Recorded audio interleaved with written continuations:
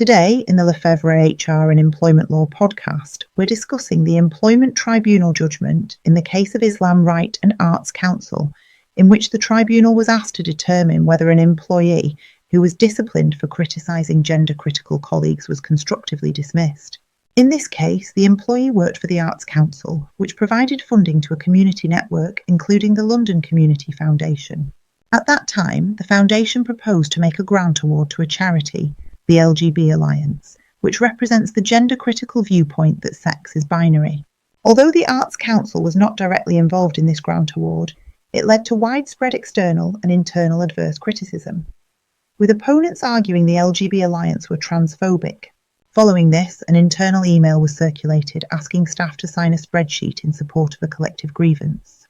The employee signed this and added a comment suggesting that hearing gender-critical views in the workplace was terrifying and akin to hearing openly racist statements. Almost immediately, employees who felt harassed by the criticism of their gender-critical views raised grievances, and other staff raised concerns that the spreadsheet was inciting hate, bullying, and/or victimization. The employer triggered a disciplinary process against the employee in relation to her comments, following which the employee raised a dignity at work complaint before eventually resigning. The Employment Tribunal upheld the employee's constructive dismissal claim, holding that the disciplinary process had been mishandled, and this led to a breakdown in trust and confidence. The employer had legitimate concerns about its workplace culture. However, instead of trying to address the issue informally, it had been escalated into a formal disciplinary process led by its senior HR partner, who was more focused on reducing the risk of claims and grievances than on fairness. This focus led to the employee's dignity at work complaint being dismissed without proper consideration.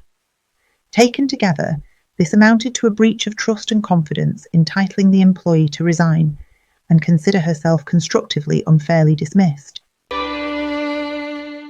This non-binding first instance decision demonstrates the importance of ensuring any grievances raised by an employee during a disciplinary process are fairly considered, and highlights the tensions and conflict that can exist where there are extreme differences of belief or opinion between staff.